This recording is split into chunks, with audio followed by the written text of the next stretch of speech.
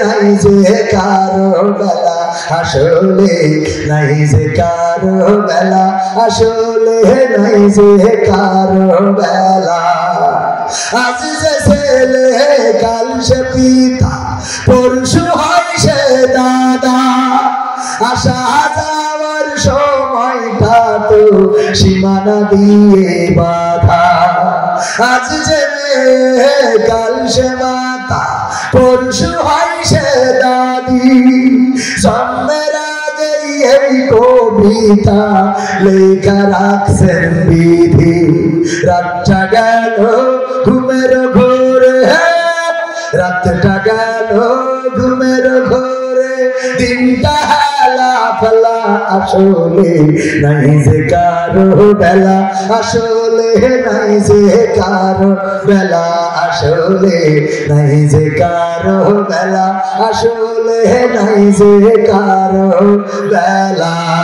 চুলে কলপ দিয়া বয়স কমাই, আর তার কষ্ট দিয়া টাকা জমাই, রঙের বাজারে রঙের মানুষ করে যে রঙের খেলা, আসলে নাই যে কারো বেলা, আসলে নাই যে কারো বেলা, আসলে নাই যে কারো বেলা, আসলে নাই যে কারো বেলা। ঠিক না বেঠে? কবির বিন সামাদ মৃত্যুর ভয় দেখান, আর সেই কবির বিন সামাদ একদিন মারা যাবে না, যাবে না? কোন দিন মারা যাব? আমার মৃত্যুর খবরটা আপনারা কেউ শুনতে পারবেন না, হয়তো আপনাদের কানে বাজবে না। এখানে আজকে আমরা যারা উপস্থিত হয়েছি সবাই কাছের মানুষ, আমাদের ভাতিজা, আমাদের স্যার, আমাদের প্রধান অতিথি, আমাদের বিশেষ অতিথি, অনেকে কত কাছের মানুষ, অথচ আমার মৃত্যুর দিনটা আপনারা জানতে পারবে না। আবার এখানে আপনারা যারা উপস্থিত হয়েছেন, কার কবে জানাজা হবে, কার কবে দাফন হবে, আমরা কেউ কারো খবর জানবো না। এই পৃথিবী ছেড়ে চলে যাওয়া লাগবে। এই মাহফিলটা কততম মাহফিল? 20তম। এই 20তম মাহফিল শুরু যারা করেছিলেন, সেই শুরু থেকে 20 বছরের মধ্যে যারা শ্রোতা ছিলেন, সব শ্রোতা কি আছে নাকি? কিছু শ্রোতা আমাদের ডান পাশে গোরস্থানে শুয়ে আছে না? না। এখন যদি ওরা আল্লাহ যদি এই ওয়াজ শুনেন, হয়তো শুনতে পারেন, কিন্তু এখান থেকে আর এখানে এসে বসার সুযোগ হবে না, আর কোনোদিন আসতে পারবে না, বসতে পারবে না।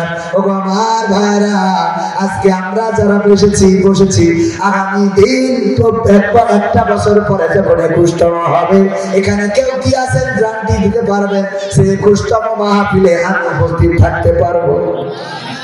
কেউ পারবেন? একজন পারবেন না। তাইলে এই মাহফিলটা হতে পারে আমাদের জীবনের শেষ মাহফিল, হতে পারে এই বছরের শেষ মাহফিল, হতে পারে আজকের দিনের শেষ মাহফিল।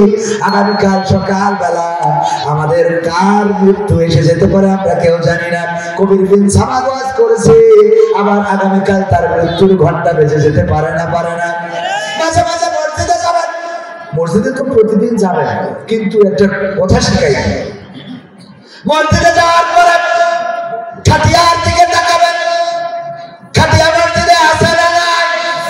ওই খাটিয়ার দিকে তাকাবেন, সব অফ করে দেবেন, মনটা খাটিয়ার দিকে করে দেবেন, দুনিয়ার সব চিন্তা ভুলে যাবেন, ব্যবসা বাণিজ্য, টাকা পয়সা, স্ত্রী সন্তান সব ভুলে যাবেন।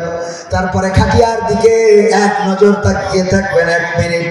এরপরে প্রশ্ন করবেন, ও খাটিয়া, তুমি তো কয়দিন আগে আমার বাবাকে নিয়ে গিয়েছিলে, তার কিছুদিন পূর্বে তোমার খাটিয়ায় চড়ে আমার দাদা গিয়েছিল, তার কিছুদিন পূর্বে আমার গ্রামের অমুক লোক গিয়েছিল, এর কিছুদিন পরে আমার অমুক বন্ধু চলে গেল। ওগো খাটিয়া, বলো দেখি এবার তুমি কার পথে আছো?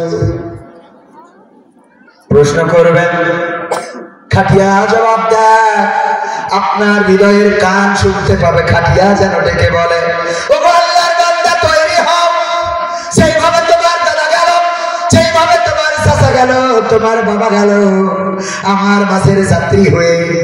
ওগো আল্লাহর বান্দা, তৈরি হও, একই ভাবে কালকে তোমার পালাটা হয়ে যেতে পারে। কবরের কাছে যাবেন, গোরস্থানের, যে বসে থেকে বলবেন, কবরের মাটি তোমার মধ্যে ঘুমিয়ে আছে আমার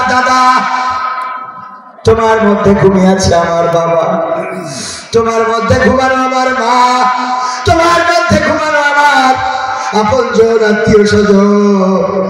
ওগো কবরের মাটি বলো, এবার তুমি কার ঘর তৈরি করে রেখেছো? কবরের মাটি যেন ডাক দিয়ে বলে, আল্লাহর বান্দা তৈরি হয়ে যাও, এবার আমার মধ্যে তোমার ঘরটা হয়ে যেতে পারে। কত কাপড় কিনলেন, কত নতুন জামা কিনলেন, কত নতুন কত রঙিন পোশাক পরলেন, একবারও যেই কাপড়টা আপনার লাগবে লাগবে, যেই কাপড়টা এই কাপড়টার দামটা জিজ্ঞেস করেন না, কোনদিন দোকানে যে জিজ্ঞেস করেন না ভাই কাপড়ের দাম কত, এটা তো লাগবে। এমন একটা পোশাক যেই ব্যক্তি কেনে সে পরে না, যে বেচে সেও পরে না, আর যে পরে সে জানে না তার জন্য আজকে কোন দোকানের পোশাক আনা হবে। ওগো আমার ভাইরা, ওসমান রাদিয়াল্লাহু তাআলা আনহু যখন কবরের কাছে যেতেন খুব বেশি কান্না করতেন। আল্লাহর নবীর সাহাবীরা বললেন, ওসমান আশারায়ে মুবাশশারা 10 জন সাহাবী, আশারায়ে মুবাশশারা বুঝেন কিনা? সুসংবাদ প্রাপ্ত 10 জন সাহাবী যারা এই দুনিয়ায় জান্নাতের সুসংবাদ পেয়েছে, তাদের মধ্যে আপনি তো হলেন তৃতীয়তম ব্যক্তি। ওগো ওসমান, সে আপনি কেন কবরের কাছে এসে কান্নাকাটি করেন? ওসমান রাদিয়াল্লাহু তাআলা আনহু বললেন, ওগো সাহাবীরা, আল্লাহর নবী বলেছেন এই কবরটা হলো এমন একটা জায়গা, এমন একটা গেট, এই গেটে যদি কেউ আটকে যায় তাহলে তার আর কোনো গেটে পার হওয়ার সম্ভাবনা থাকে না, আর এই গেটে যদি কেউ পার পেয়ে যায় তাইলে তার আর কোনো গেটে আটকানোর ভয় থাকে না। এই জন্য যখন কবরের কাছে আসি তখন নিজেকে সামলাতে পারি না, না জানি এই কবরে কি হবে, এই কবরে কি হবে। খাদিজা রাদিয়াল্লাহু তাআলা আনহা, আমার মা বোনেরা, এটা আপনাদের শোনা উচিত, জানা উচিত। আমার মা বোনেরা কোথায় দৌড়ান, কেন এত সাজুগুজু করেন, কিসের এত সৌন্দর্য, কিসের এত চেহারা প্রদর্শন? ওই পূর্ণিমার চেহারা থাকবে না, ওই পরিমণির কদরও থাকবে না। গতকালকেও কোন একটা নায়িকার মৃত্যুর খবর পত্রিকায় শুনলাম যে 4 দিন স্ট্রোক করে বাড়িতে পড়েছিল। এমন নায়িকা অঞ্জনা, সম্ভবত নাম অঞ্জনা, এই অঞ্জনা নামের নায়িকা, মনির খানের অঞ্জনা নাম, পত্রিকায়